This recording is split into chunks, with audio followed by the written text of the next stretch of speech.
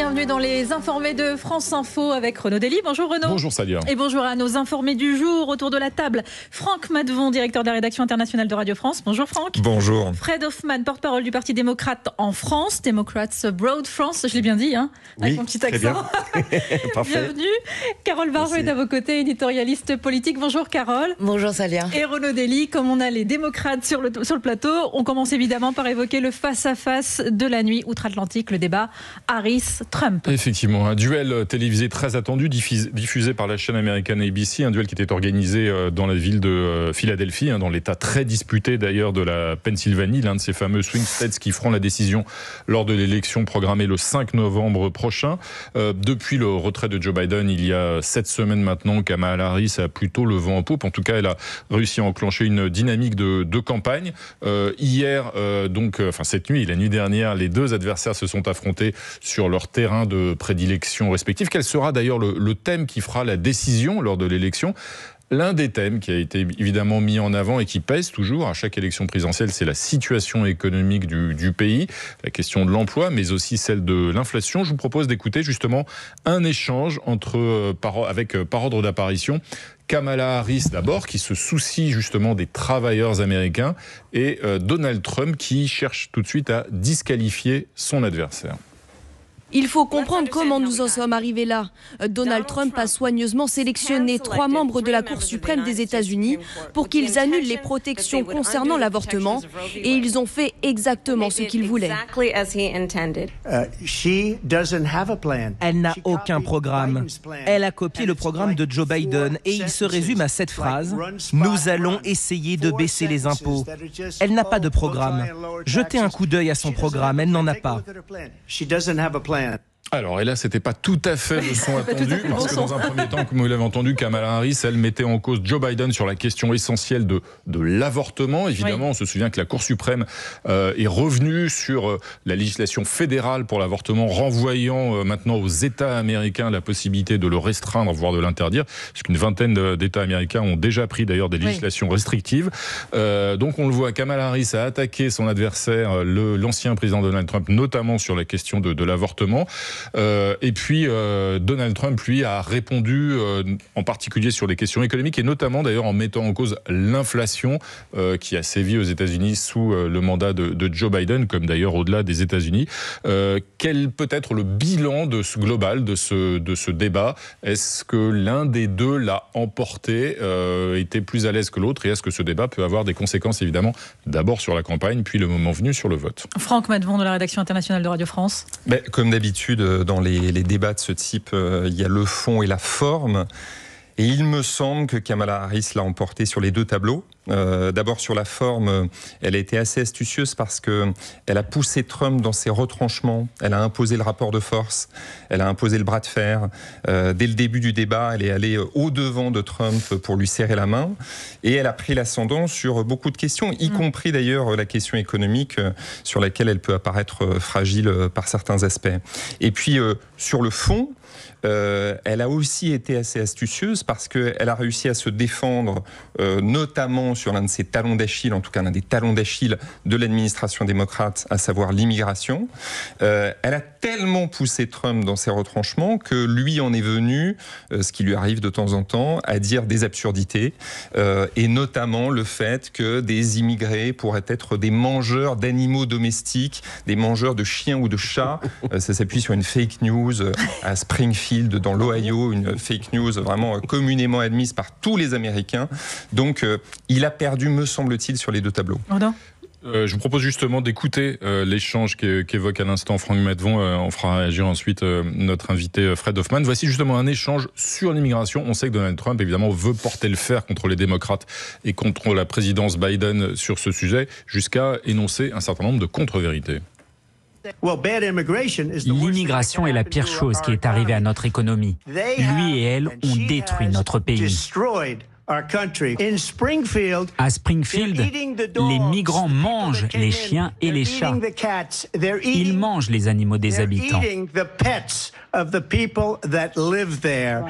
Comme je vous l'ai dit, vous allez entendre beaucoup de mensonges. Ce n'est pas une surprise. Fred Hoffman, ça fait rire Kamala Harris quand Donald Trump lance des contre-vérités comme celle-là. C'est trop facile pour elle en fait là. Parce que c'est si ridicule.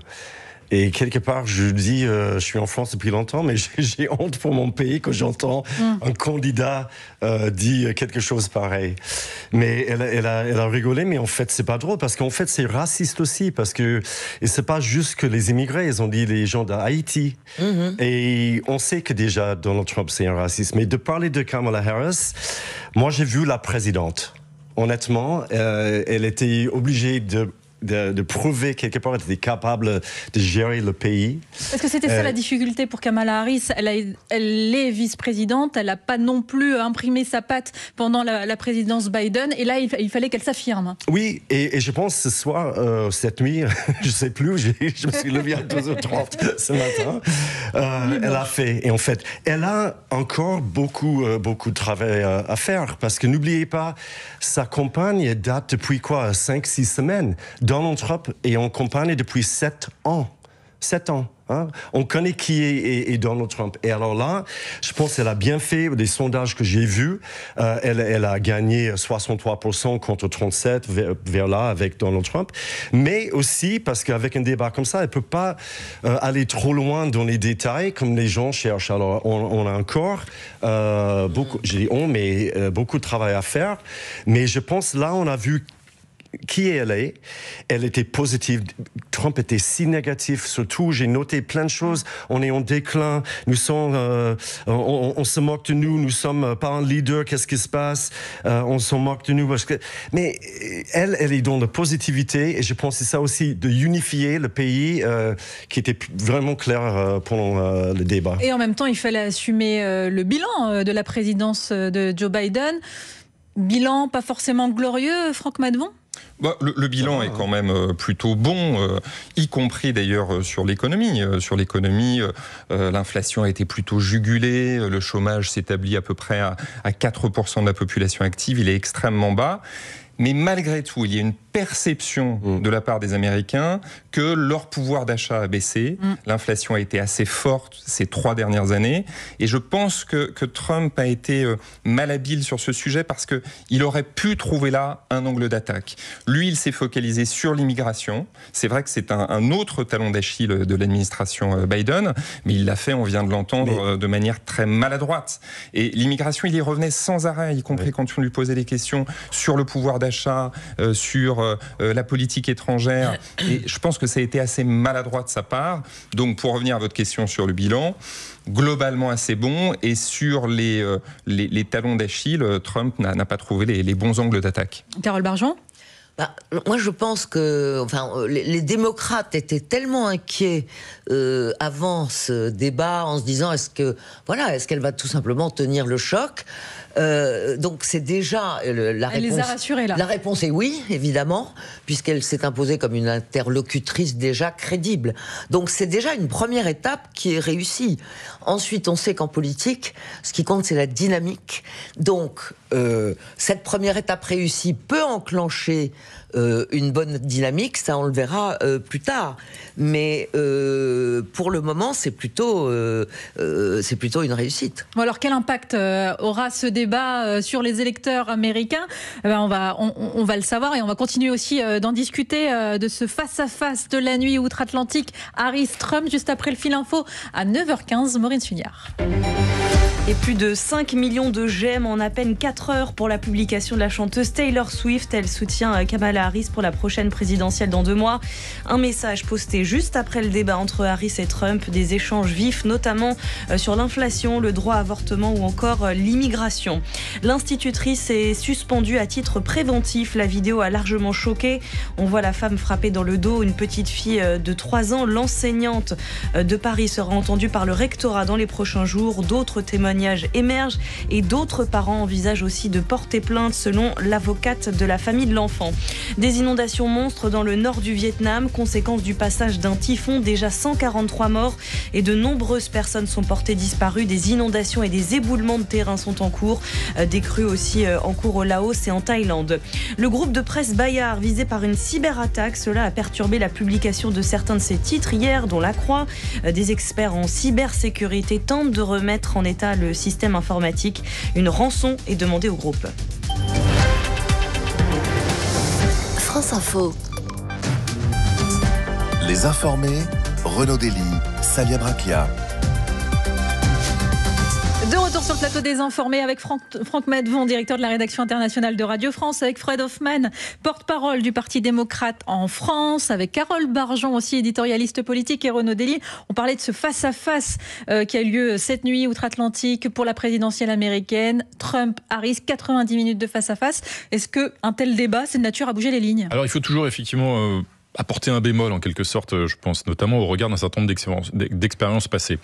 Que Donald Trump ait un rapport assez lointain avec la vérité, on le sait depuis un petit moment. Effectivement, on vient de l'entendre à travers certains extraits, qui est des propos parfois ébouriffants ou ébouriffés, qui partent dans tous les sens, qui soient assez peu crédibles sur un certain nombre de sujets, alors que Kamala Harris, elle incarnait plutôt le camp effectivement de la responsabilité, de la raison, de la rationalité. Tout cela est clair.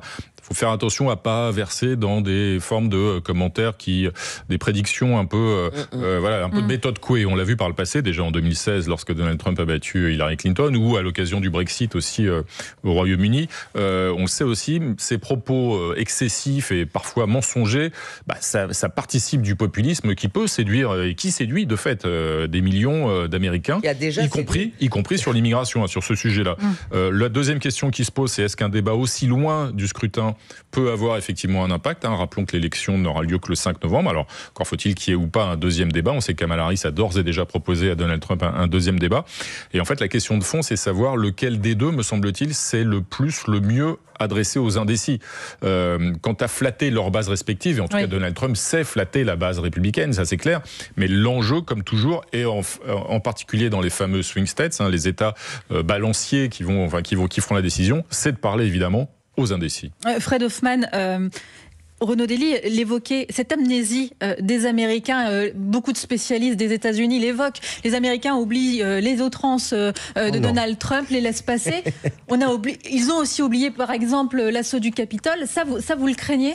Non, mais je pense que personne n'a oublié. Non, c'est impossible de dire qu'ils ont oublié. Non, pas du tout. Et en fait, je pense que Donald Trump, pour le moment, il garde sa base.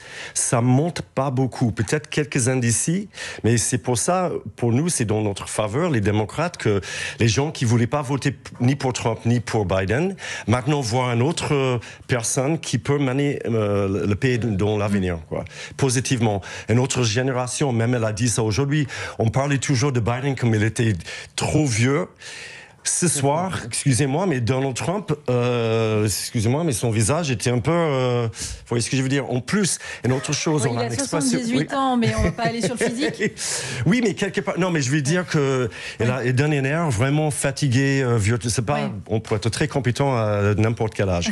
Mais une autre chose, on a une expression en anglais, c'est she got under his skin, des points sensibles.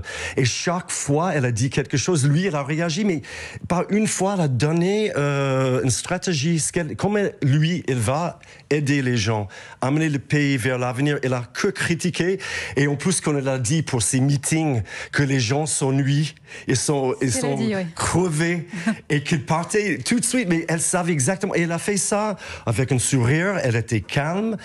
Honnêtement, j'ai trouvé qu'elle était vachement bien avec ses prestations. Si j'enlève la veste démocrate, honnêtement, c'est un contraste, mais qui est trop évident. Ce qui est vrai que c'est un contraste aussi avec la prestation de Joe Biden, évidemment. Oui, absolument. Ce qui explique aussi votre satisfaction, avec Joe Biden, soulagement d'ailleurs. Oui, mais une chose avec Joe Biden, que les gens disent, par exemple, en ce moment, il ne gouverne pas. C'est pas vrai, il peut continuer de gouverner, mais il savait qu'il ne pouvait pas gagner l'élection. Oui, mais on ressent ce matin votre soulagement. Vous avez je ne dis pas le contraire. Parce qu'il ne pouvait pas gagner l'élection, mais au moins, il a mis pays avant parti.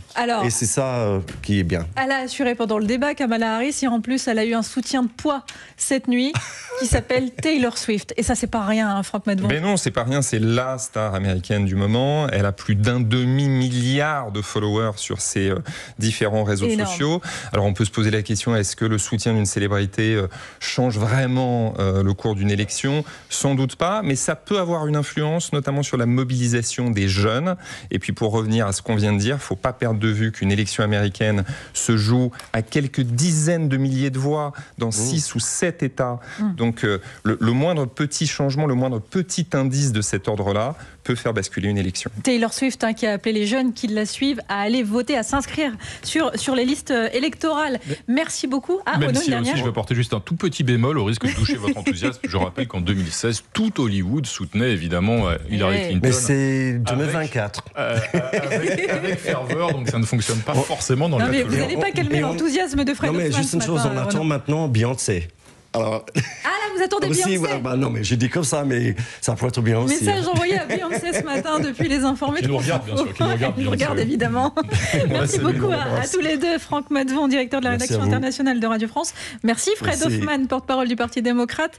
En France, on revient ici, à Paris, en France, parce que les Américains cherchent leur prochain président donc aux États-Unis. Nous, on a un président, on a un nouveau Premier ministre, mais on n'a toujours pas de gouvernement. Mais on n'a pas encore de gouvernement, effectivement. Nous, on n'a pas encore de présidentielle non plus, mais donc Michel Barnier continue ses consultations. Hier, il rencontrait les élus du groupe Ensemble pour la République, présidé par Gabriel Attal. Il va continuer de rencontrer les élus Horizon, le parti d'Édouard Philippe, les élus du groupe du parti dont il est issu, du Parti Les Républicains.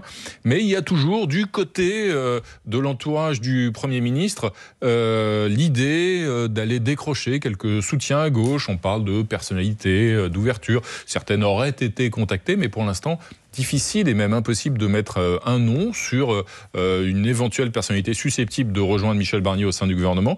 On voit plutôt d'ailleurs le nouveau Front populaire faire front, c'est le cas de le dire, contre ce gouvernement et annoncer toutes ces formations qu'ils voteront la censure que la gauche présentera prochainement à l'Assemblée nationale. Toutes les formations et même un ancien président de la République redevenu député, François Hollande.